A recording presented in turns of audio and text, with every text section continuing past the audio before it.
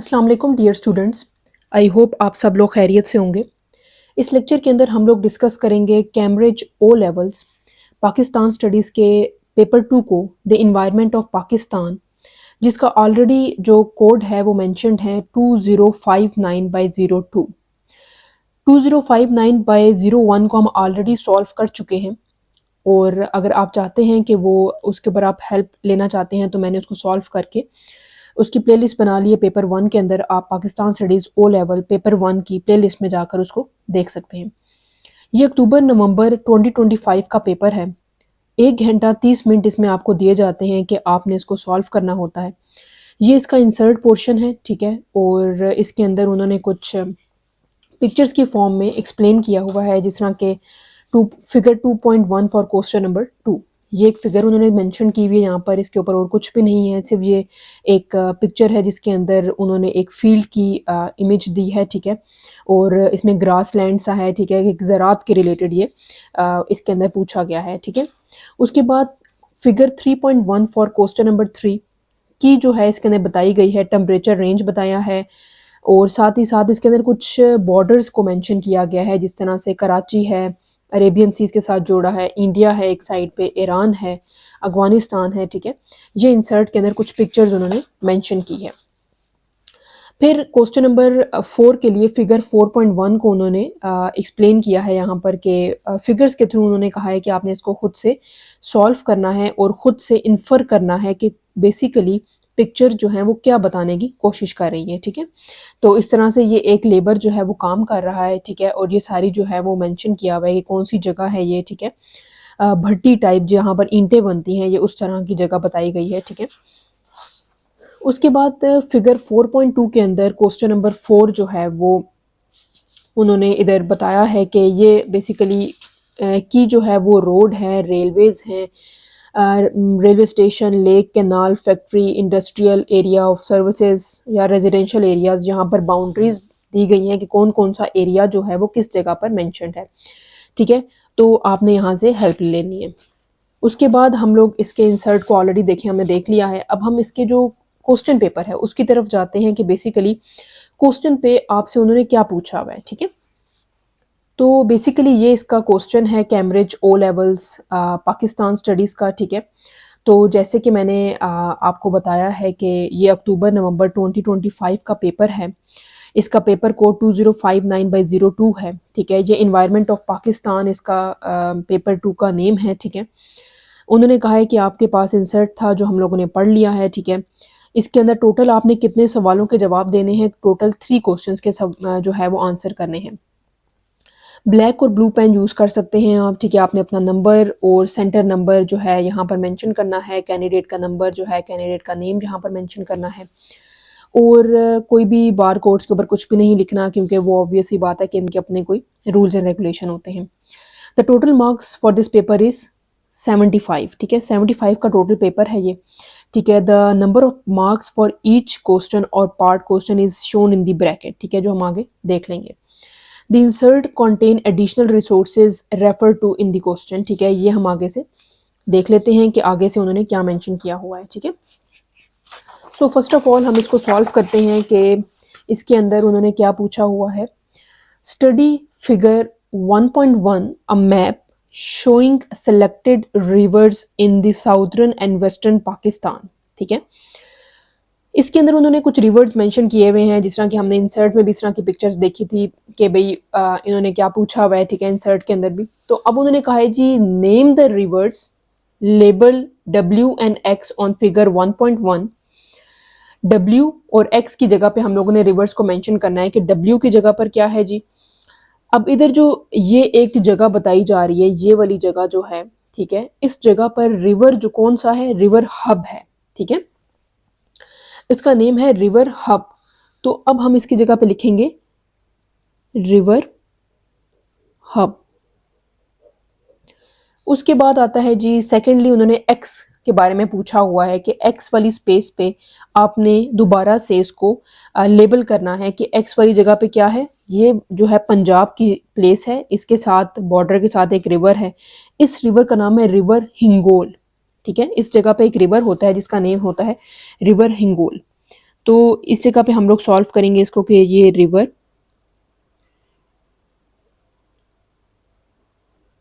हिंगोल है, ठीक है जी। उसके बाद है जी using figure 1.1 only describe the location of river डस्ट, ठीक है। सिर्फ और सिर्फ आपने अपनी लोकेशन के बारे में उसको बताना है कि रिवर की जो लोकेशन है वो कहाँ पर है। अब रिवर जो डस्ट की जगह है वो हम यहाँ पर देख लेते हैं कि यहाँ पर उन्होंने मेंशन किया हुआ है कि ये है रिवर डस्ट, ठीक है जी। तो इसकी जो लोकेशन है वो ईरान के साथ भी हमें नज़र आ रही है, ठीक है। तो अब हमने बताना है इसके अंदर कि ये कहाँ पर मेंशन है कि river DASHT dust is located in south west Pakistan in Balochistan near the border with Iran, and it flows towards the Arabian sea, ठीक है जी। तो ये बेसिकली उसकी लोकेशन हमने एक्सप्लेन कर दी कि इसकी लोकेशन कहाँ पर है, अरेबियन सी के पास और साथ में साउथ वेस्ट पाकिस्तान इन बलूचिस्तान के पास ये लोकेशन इसकी मेंशन्ड है, ठीक है जी। इसके बाद अगला सवाल जो उसने पूछा हुआ है वो है rivers are used for fishing, state 3 other ways rivers are used by people in Pakistan, ठीक है। कौन से अदर वेज हैं जिसके थ्रू रिवर्स पाकिस्तान के अंदर भी यूज़ किए जाते हैं। इसके अंदर आप सबसे पहले बताएंगे कि रिवर्स जो हैं वो यूज़ किए जाते हैं इरिगेशन,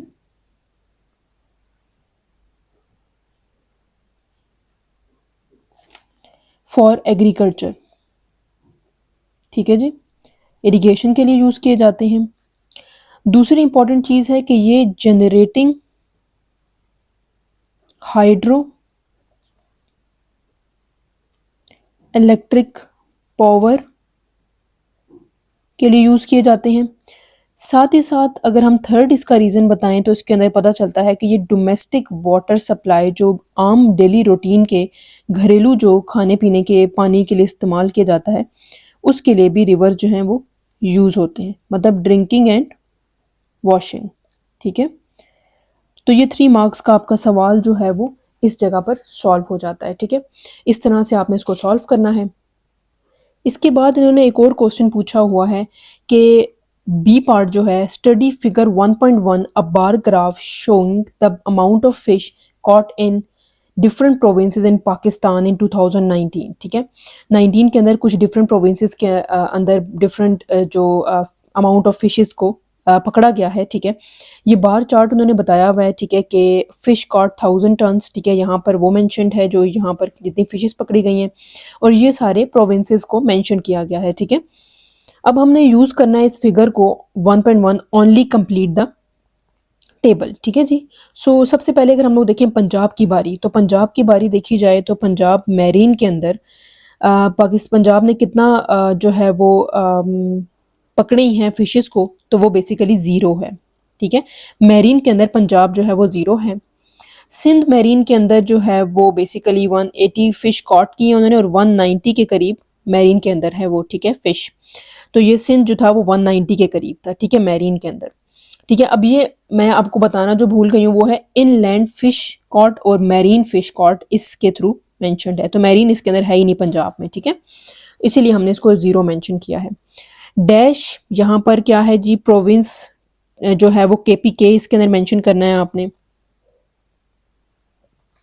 और लास्ट जो है वो इन्होंने बताया बलूचिस्तान जिसने 0 और 190 के करीब इनलैंड और मैरीन के अंदर फिशेस को पकड़ा है। फिर इसके बाद जो सेकंड इस पेज का पार्ट बी है वो है calculate the difference in the amount of inland fish caught in Punjab and Sindh. इसके अंदर आपने लिखना है 70,000 टन्स, ठीक है, जो कि 180 टू 110 के करीब बनती है, ठीक है, ऑलमोस्ट, ठीक है। तो ये हम लोगों ने इस पेज को भी सॉल्व कर लिया है। इसके बाद है जी, identify two fish species typically found in inland water in Pakistan, tick two boxes in the table, ठीक है। तो दो जो बॉक्सेस हैं टेबल के अंदर हमने मेंशन करने हैं, आइडेंटिफाई करना है टू इनलैंड फिशेस को। तो उसके अंदर है पाला एक फिश है, ठीक है, और एक तिलापिया है, ठीक है जी, जो इनलैंड पाकिस्तान के अंदर पाई जाती हैं। फिर आता है 1C, जो क्वेश्चन नंबर 1 का सी पार्ट है, name two fishing port on the coast of Balochistan. So fishing port कौन कौन से हैं? एक तो सबसे पहले आपने मेंशन करना है गवादर पोर्ट, ठीक है जी, जो कि बहुत ही फेमस पोर्ट है। इसके बाद आता है पसनी, पसनाई या पसनी, ये नहीं आता इसके अंदर, ठीक है। ये पोर्ट जो है ये भी काफ़ी फेमस है। इसके बाद उन्होंने पूछा है describe one advantage of improving fish processing techniques, ठीक है। तो कोई सा भी एक आपने इसके अंदर बताना है, डिस्क्राइब करना है एडवांटेज फिश प्रोसेसिंग टेक्निक का। तो सबसे पहले आपने लिखना है it improved fish processing increases the shelf life of fish, ठीक है, reducing or reduced spoilage and allowing it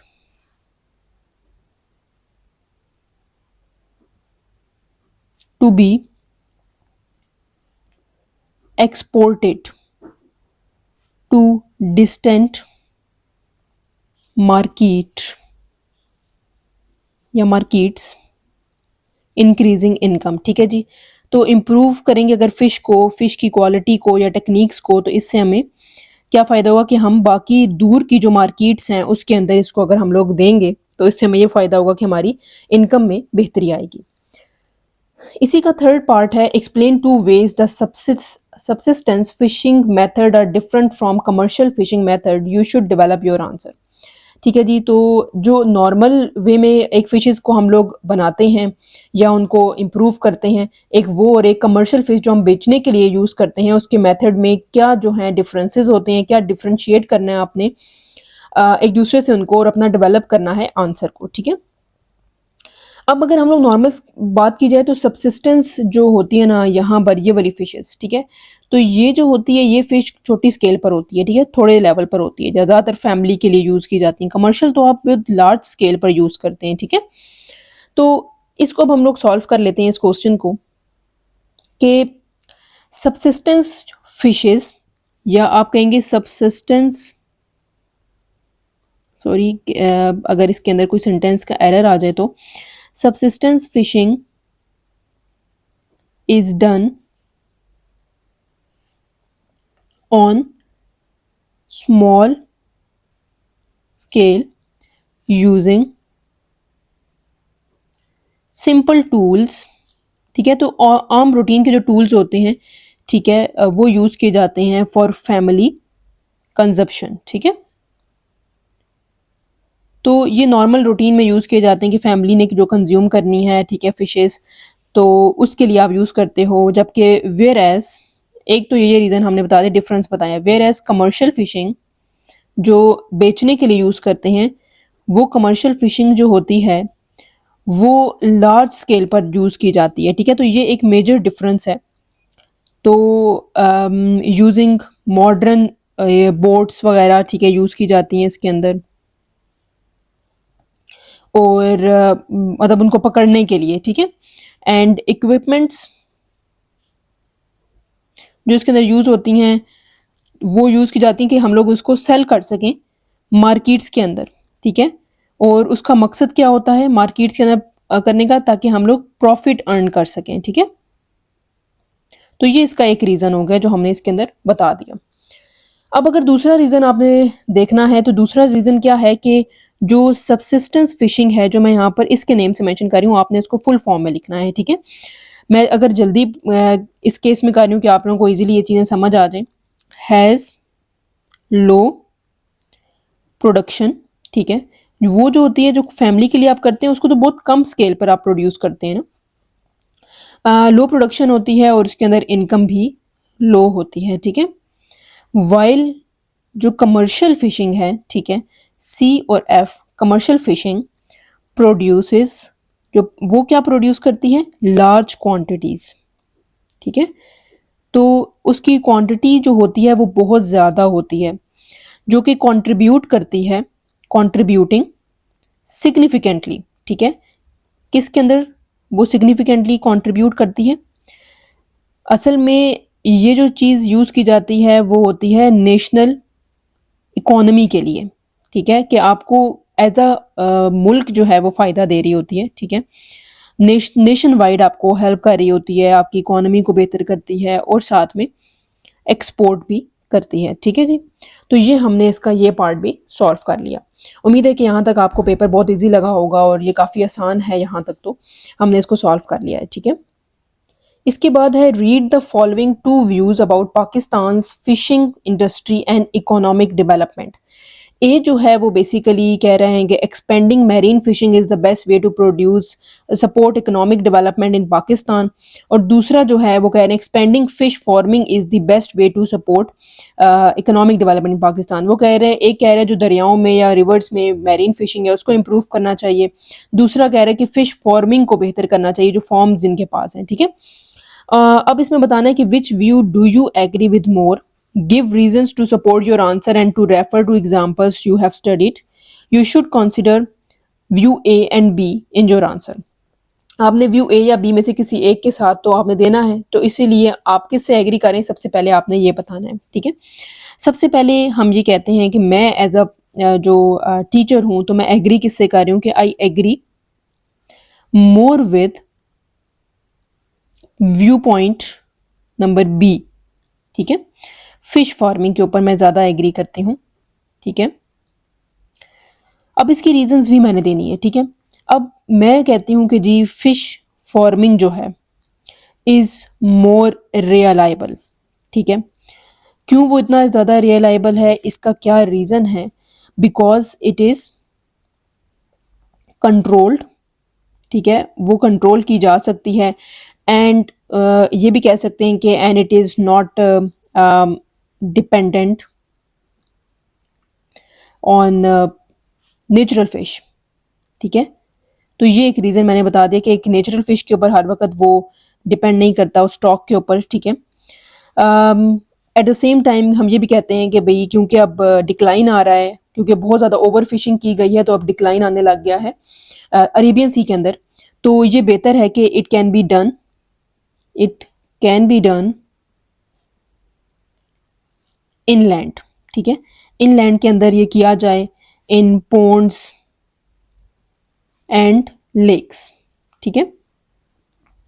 पोन्ड्स और लेक्स के अंदर किया जाए, स्पेशली अगर हम कहते हैं तो हम कहाँ पर करें इनको जी, तो वो पंजाब के अंदर, ठीक है, एंड सिंध के अंदर हम लोग कर सकते हैं, ठीक है जी।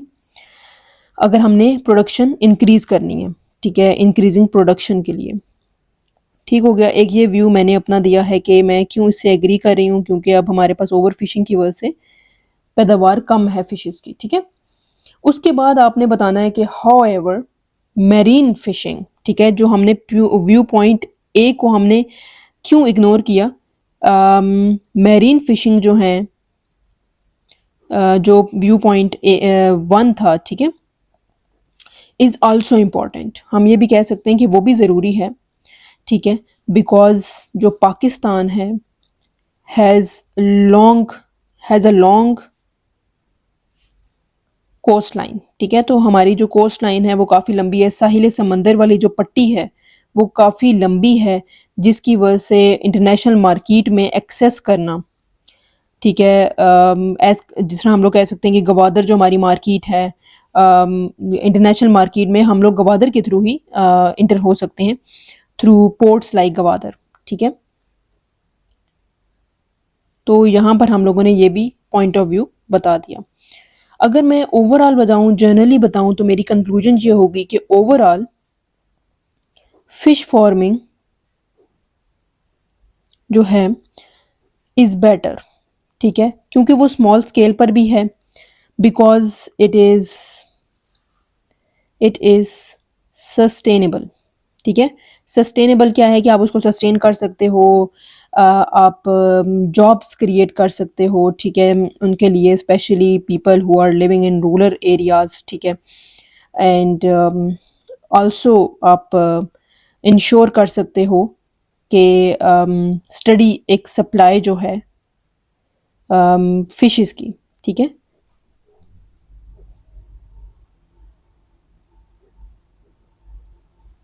सो यहाँ तक तो ये कंप्लीट हो गया है। ओके जी, इसके बाद हम लोगों ने डिस्कस करना था क्वेश्चन नंबर 2 को, जो कि है कि study figure 2.1 insert a photograph of a cash crop farm in Pakistan, identify the crop shown in figure 2.1। जो हम लोगों ने 2.1 के अंदर इंसर्ट में ये फिगर चेक की थी कि बेसिकली इसके अंदर क्या मेंशन्ड है, ठीक है। सो ये बेसिकली 2.1 के अंदर इंसर्ट में ये मेंशन था क्वेश्चन 2 के लिए। ये एक प्लो फील्ड थी, ठीक है, जहाँ पर फार्मर्स जो हैं वो वर्क करते हैं, काश्तकारी करते हैं और उसके बाद उनको अपने रिजल्ट्स वगैरह मिलते हैं, ठीक है। तो ये हम लोगों ने डिस्कस किया था इंसर्ट वाले पेपर के अंदर। सो इसके अंदर उन्होंने पूछा हुआ है कि आइडेंटिफाई द क्रॉप शोन इन 2.1। तो बेसिकली जो उसके अंदर क्रॉप डिफाइन किया जा रहा है वो कौन सा है, वो है कॉटन का, ठीक है। और उसके बाद उन्होंने पूछा हुआ है using figure 2.1 only identify 2 features of the cash crop form shown. 2 features जो हैं वो बताएं उसके अंदर, जो उसके अंदर दिखाई दे रहे हैं, ठीक है जी। सो उसके अंदर जो चीज़ दिखाई दे रही है वो है लार्ज ओपन फील्ड, ठीक है जी। उसके अंदर एक लार्ज ओपन फील्ड नज़र आ रही है और साथ ही साथ वहाँ पर जो पिक्चर जो है वो शो कर रही है वो है क्रॉप्स प्लांटेड इन रोज, ठीक है। रो के अंदर एक कुछ क्रॉप्स जो हैं वो प्लांट किए गए हैं। उसके बाद बी पार्ट इसके अंदर पूछा जाता है कि suggest one advantage and one disadvantage of using tube wells for irrigation इन पाकिस्तान। एक एडवांटेज अगर हम लोग बताएं तो इट प्रोवाइड्स, जो ट्यूब वेल है वो हमें क्या प्रोवाइड करता है, रिलायबल वाटर सप्लाई, ठीक है। पानी की जो बुनियादी जो ज़रूरत है मुल्क के अंदर काश्तकारी के लिए, वो हमें ट्यूब वेल प्रोवाइड करता है through out the year. At the same time इसके कुछ डिसएडवांटेजेस भी हैं, ठीक है। इसके डिसएडवांटेज ये है कि it can lower the water water table, ठीक है, water table due to over use. मतलब आप इतना अगर बार बार पानी जो है निकालेंगे, ट्यूब वेल के अंदर बार बार पानी निकलेगा तो उसका जो वाटर टेबल बना हुआ होगा वो ख़त्म हो जाएगा, ठीक है, वो with the passage of time lower हो जाएगा, ठीक है जी। उसके बाद उन्होंने पूछा है कि study 2.2 figure diagram of the process involve in crop production. 2.2 figure को पढ़ के आपने बताना है कि क्रॉप की प्रोडक्शन किस तरह से जो है वो हो रही है। तो अब हम इंसर्ट को देख लेते हैं कि इसके अंदर इंसर्ट में क्या चीज़ मेंशन्ड है 2.2 फिगर के अंदर, ठीक है। तो इसके अंदर कोई चीज़ मेंशन उन्होंने नहीं की हुई, ठीक है, 2.1 फिगर ही मेंशन्ड है, ठीक है। एज़ यू नो कि हम लोगों ने पहले भी इस चीज़ को डिस्कस किया है। तो अब हम लोगों ने फिगर 2.2 को डिस्कस करना है। ये बेसिकली इटसेल्फ फिगर 2.2 है, ठीक है। अब आपने डायग्राम के प्रोसीजर को देखना है कि किस तरह से स्टार्ट होता है क्रॉप के प्रोडक्शन। तो सबसे पहले आप क्या करते हैं, प्लोइंग, ठीक है। उसके बाद आप क्या करते हैं, बीज बोते हैं, सोइंग। उसके बाद इरिगेशन होती है, पानी वगैरह जो है वो डालते हैं, ठीक है, पानी को इस्तेमाल करते हैं। फिर जब पानी से वो जो फसल है वो उग जाती है, उसके बाद क्या होती है, हार्वेस्टिंग और फिर थ्रेशिंग। तो उसके बाद कटाई होती है गंदम की भी और बाकी क्रॉप्स की भी, ठीक है।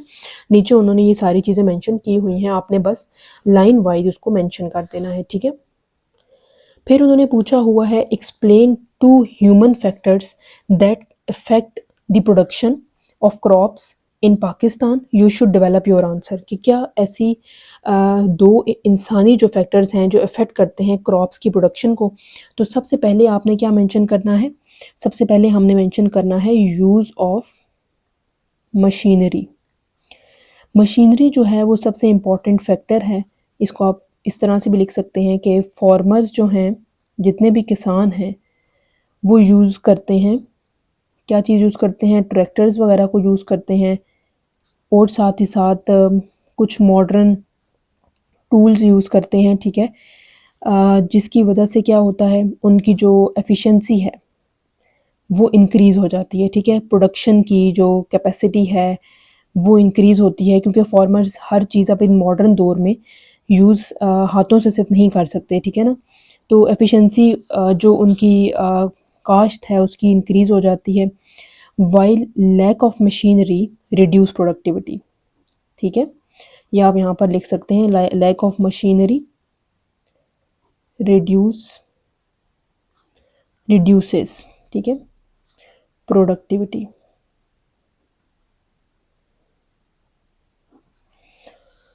इसके बाद आता है जी, उन्होंने कहा है कि 2 इंसानी फैक्टर बताने हैं, तो उसके अंदर दूसरा फैक्टर क्या है, one of the most important factor is that education and skills, ठीक है।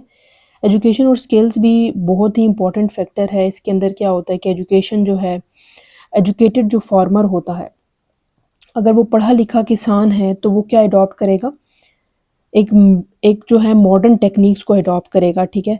जैसे कि हम कह सकते हैं मॉडर्न टेक्निक्स के अंदर मॉडर्न टेक्निक्स ऑफ फर्टिलाइजेशन या फर्टिलाइज़र्स जो हैं, खाद जो है उसको बेहतर तरीके से पता होगी, वो अप टू डेट होगा। जिस तरह अब हम लोगों के पास चैट जीपीटी आ गया है, ठीक है। इस तरह से वो एक बेहतर तरीके की जो सीड्स है वो भी यूज़ कर सकता है, ठीक है।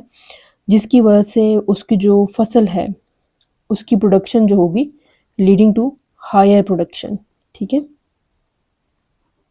तो ये बेसिकली हमने इसके जो 2 रीज़न्स थे वो दे दिए। इसके बाद नेक्स्ट क्वेश्चन है, इसके बाद है जी study figure 2.3 a bar graph. ये bar graph show information about the number of livestock reared in the different province of Pakistan. अब बेसिकली पंजाब के पास कितनी है ये इस तरह से मेंशन हुआ हुआ है, कैटल्स, बफेलोज, गोट। केपीके के पास डॉटेड फॉर्म में शो किया हुआ है, सिंध के पास इस लाइन की फॉर्म में शो किया और बलूचिस्तान के पास इस फॉर्म में शो किया हुआ है, ठीक है। अब उन्होंने बताया कि फिगर 2.3 जो है using the information of the table using करके हमने बताया कि सिंध के पास इतने नंबर ऑफ शीप्स हैं इन मिलियन एंड 14 मिलियन है बलूचिस्तान के पास। अब हमने यूज़ करना है फिगर 2.3 का इस वाली फिगर का data, only identify the province with the largest number of goats, ठीक है। अब गोट्स देखी जाए तो पंजाब के पास सबसे ज़्यादा है, ठीक है। ये पंजाब है, ठीक है, डॉटेड फॉर्म में केपीके है, ये हमारे पास सिंध है और ये हमारे पास बलूचिस्तान है। तो पंजाब के पास सबसे ज़्यादा है, तो आंसर क्या होगा, पंजाब। इसके बाद उन्होंने कहा describe 2 factors necessary for keeping buffaloes, ठीक है। अगर बफेलोज को आपने कीप करना है, रखना है, ठीक है, उसके मेजर जो रीज़न है वो आपने बताना है। तो उसके अंदर 2 इम्पॉर्टेंट रीज़न ये हैं कि प्लेंटी ऑफ वाटर जो है वो आपको चाहिए होगा, ठीक है, प्लेंटी ऑफ वाटर सप्लाई, ठीक है, आपने प्लेंटी ऑफ वाटर, बहुत ज़्यादा पानी चाहिए होगा, और साथ ही साथ अवेलेबिलिटी ऑफ फोडर, इसकी भी ज़रूरत होगी।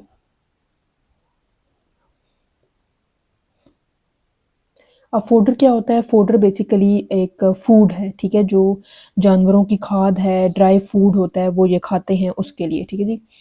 State 3 uses of buffalo products in Pakistan. तो इम्पॉर्टेंट जो है वो पहली चीज़ क्या है, मिल्क प्रोडक्शन। पहली हमने चीज़ बता दी कि क्या यूजेस हैं बफेलो के, एक तो मिल्क प्रोडक्शन है, दूसरा मीट है और तीसरा लेदर है, मतलब उनकी जो खाल है उससे हम क्या इस्तेमाल करते हैं, वो चीज़ें यहाँ पर हमने मेंशन कर दी हैं, ठीक है। इसके बाद आता है जी डी पार्ट, जो इसका लास्ट पार्ट है क्वेश्चन नंबर 2 का, read the following 2 views about agriculture sustainability in Pakistan. Agriculture और उसकी सस्टेनेबिलिटी पाकिस्तान के अंदर इसके 2 व्यूज़ दिखाई गए हैं, जहाँ पर small scale subsistence farming has the most potential to improve the sustainability of farming practices in Pakistan. पहला पॉइंट ये हो गया। दूसरा पॉइंट है जी cash crop farming has the most potential to improve the sustainability of farming practices in Pakistan. अब cash crop different तरह के होते हैं, ठीक है, जिस तरह की कॉटन है, इस तरह के कैश क्रॉप्स होते हैं, ठीक है। Which view do you agree with more, give reason to support your answer and refer to example you have studied. You should consider view A and B in your answer, ठीक है। तो as far as I am concern, ठीक है, तो I agree, मैं यहाँ पर लिखूँगी कि I agree more with view A, जिसके अंदर क्या है, सबसिस्टेंस फार्मिंग है, ठीक है। अब हमने सबसे पहले इसका रीज़न भी बताना है, लेकिन स्मॉल स्केल जो फार्मिंग होती है, जिसके साथ मैं एग्री कर रही हूँ, small scale farming is more sustainable, मतलब उसको आप काफ़ी अरसे, लंबे अरसे के लिए सस्टेन कर सकते हैं, because it uses traditional methods, जिसके अंदर बहुत कम केमिकल्स होते हैं, ठीक है, फ्यूवर केमिकल्स, ठीक है जी, स्मॉल स्केल के अंदर, एंड प्रोटेक्ट सॉइल फर्टिलिटी, ठीक है, कि जो ज़मीन की ज़रख़ेज़ी होती है उसको प्रोटेक्ट भी करती है। At the same time it also supports rural livelihood, जो लोग दही इलाकों में हैं उनकी जो डेली गुज़र बसर है उसको भी ये सपोर्ट करता है, ठीक है। ये तो मैंने अपना पॉइंट ऑफ व्यू दे दिया। हाउएवर, अब जो दूसरा पॉइंट ऑफ व्यू है, कैश क्रॉप फार्मिंग, व्यू कौन सा है, व्यू नंबर बी है।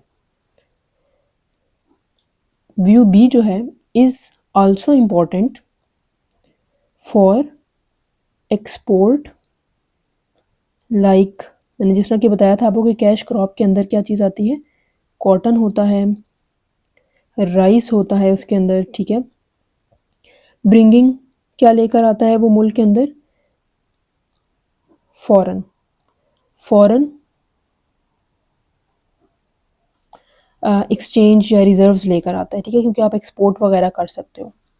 ओवरऑल अगर मैं कहूँ कि क्या चीज़ ज़्यादा बेटर है, तो सबसिस्टेंस फार्मिंग इज़ बेटर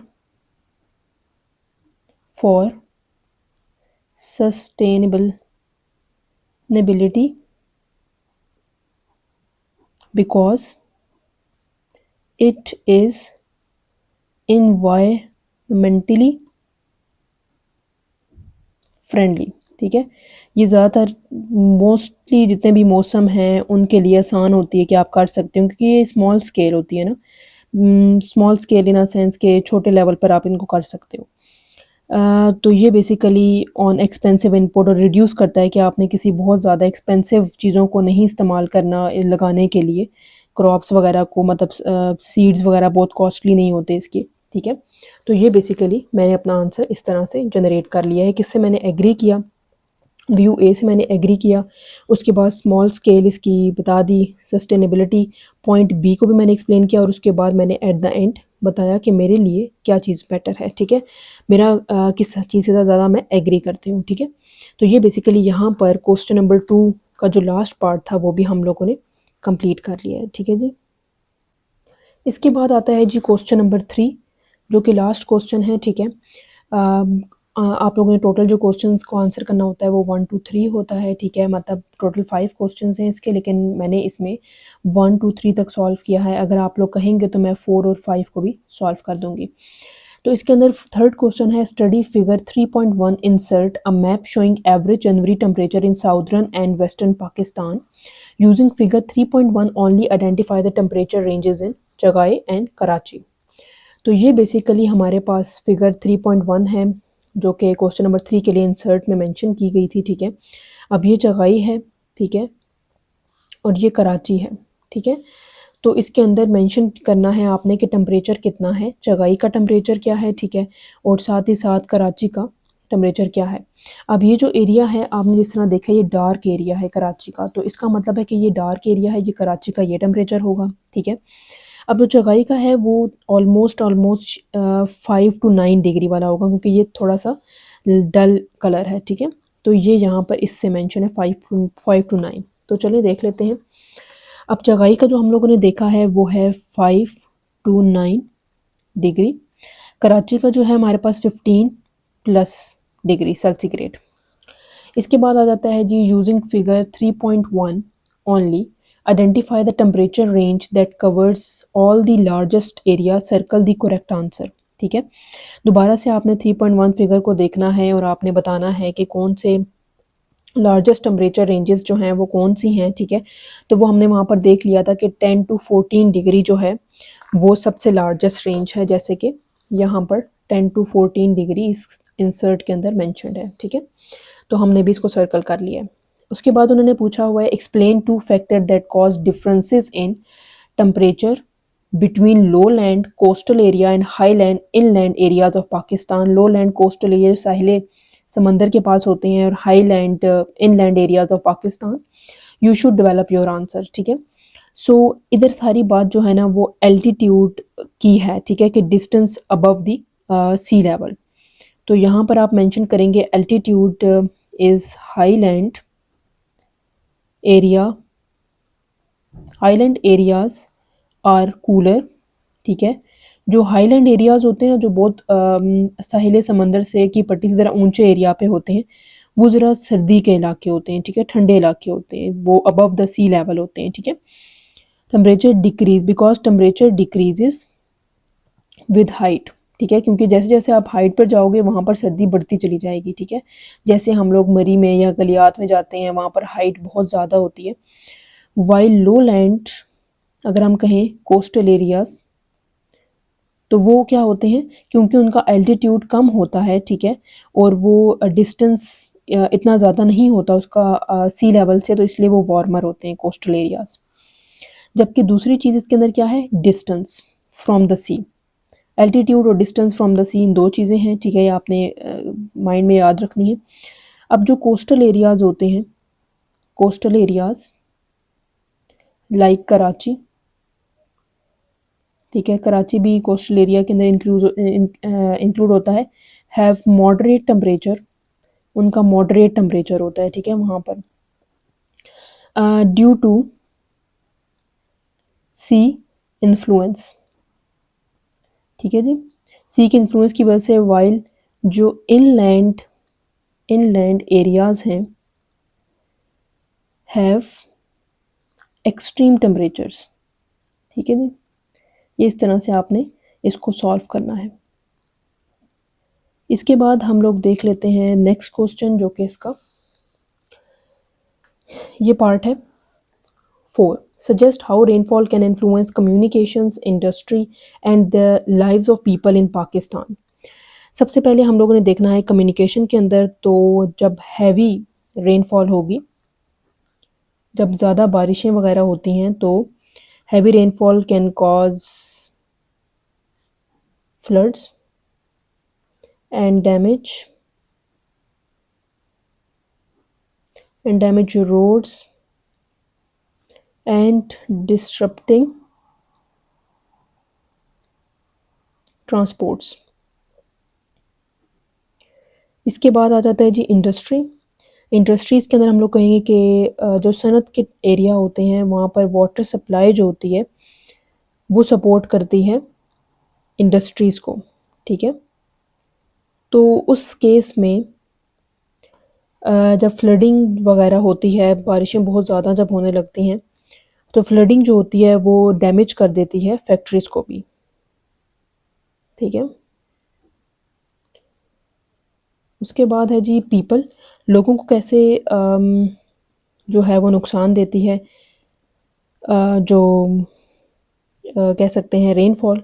तो एडिकेट रेनफॉल जो होती है हेल्प फॉर्मिंग, जब पानी बारिशें जो होती हैं वो फ़ायदा ज़रूर देती हैं फार्मर्स को कि वो सो करेंगे बीज और हार्वेस्ट करेंगे, बट टू मच जो रेनफॉल होगी वो क्या करेगी, कॉज करेगी फ्लडिंग या floods and loss of Holmes.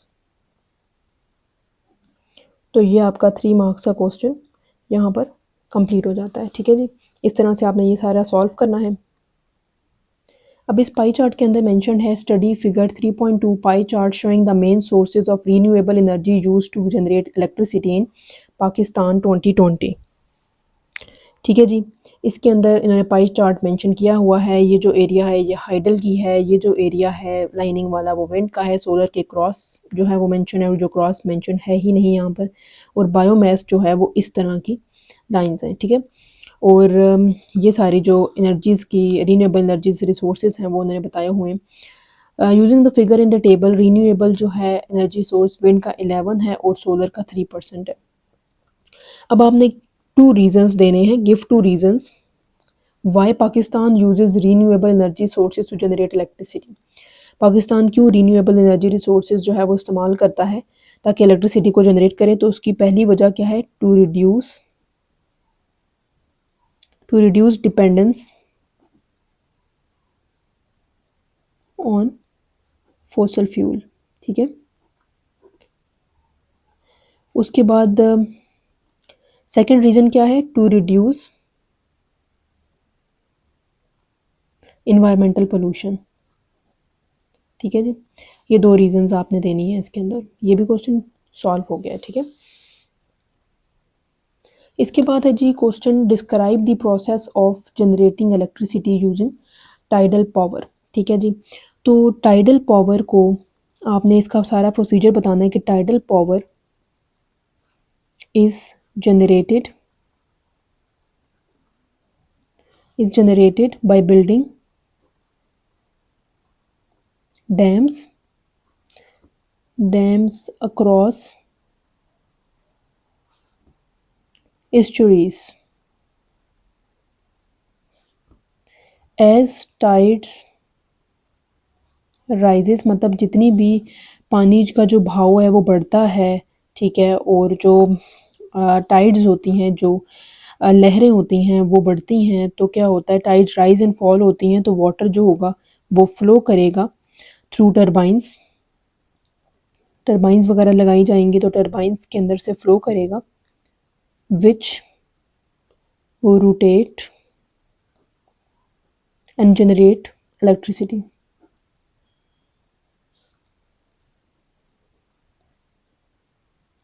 ठीक है जी। उसके बाद आगे है जी क्वेश्चन नंबर सी, इसका part, complete the statement about the energy resources in Pakistan, choose the correct words from the box and place them in the space provided.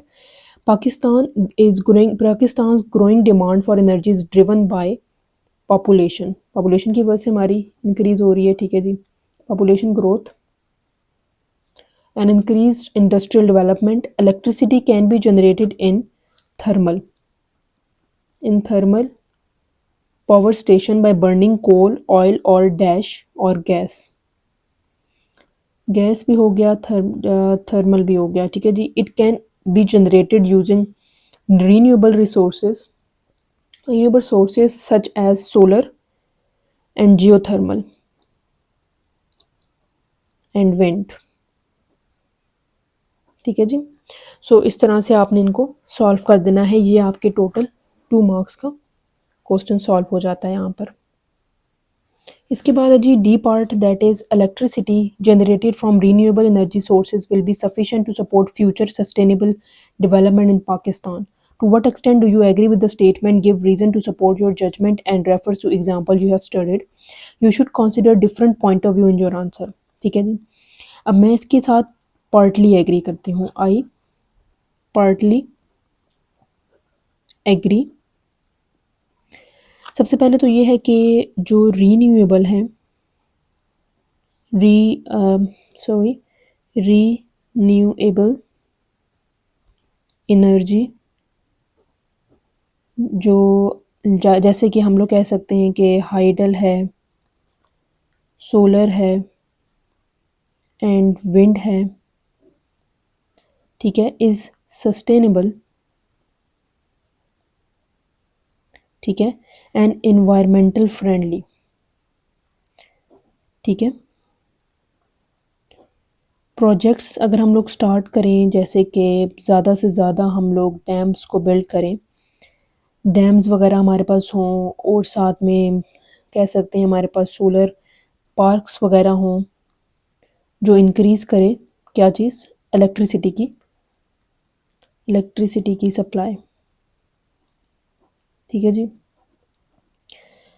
तो बेहतरी आ सकती है। हाउएवर हम ये भी कह सकते हैं कि रीन्यूएबल एनर्जी, मैं इस तरह से लिख देती हूँ, आपने इसको फुल फॉर्म में लिखना है। Alone may not be sufficient, ठीक है, because it depends on whether, क्योंकि वो मौसम के ऊपर भी डिपेंड करता है। जिस तरह के सोलर है तो वो मौसम के ऊपर बहुत ह्यूजली इफ़ेक्ट करता है, इम्पैक्ट डालता है कि अगर मौसम बेहतर होगा तो ही जो है बिजली जनरेट होगी। तो सिर्फ हम उसके ऊपर कम्प्लीटली नहीं डिपेंड कर सकते, हमारे पास नॉन रीन्यूएबल एनर्जी रिसोर्सेज के ऊपर भी डिपेंड करना ज़रूरी है। दोनों के ऊपर साथ साइड बाय साइड जो है वो चलना चाहिए। देयरफॉर हम कह सकते हैं Pakistan should use a mix of renewable energy and non-renewable energy to ensure reliable energy for future developments। ठीक है जी। तो इस तरह से आपने ये अपना आंसर बिल्ड करना है। मैंने आपको काफ़ी हद तक जो है वो इसको सॉल्व कर दिया है और आई होप सो कि ये आपके लिए बहुत ही आसान हो गया होगा कि इसको किस तरह से आपने इन क्वेश्चंस को सॉल्व करना है। ठीक है, ये डी पोर्शन भी सॉल्व हो गया है और क्वेश्चन नंबर 1 2 3 तक मैंने पूरा पेपर जो है ओ लेवल्स का वो सॉल्व कर दिया है। अगर 4 एंड 5 क्वेश्चन भी आपको सॉल्व करना है तो मैं आपको सॉल्व कर देती हूँ। आप मुझसे कमेंट सेक्शन में ज़रूर पूछ लीजिएगा या आपको सॉल्व कर दूँगी। ठीक है, आप कमेंट सेक्शन में लिख दीजिएगा कि क्वेश्चन 4 एंड 5 भी आपको चाहिए तो मैं सॉल्व कर दूँगी। ठीक है, so that's all from my side. उम्मीद है कि आप लोगों को ये लेक्चर पसंद आया होगा और आप लोगों ने इससे बहुत कुछ सीखा होगा। Please like, subscribe and share my channel. Keep supporting. Thank you so much for watching.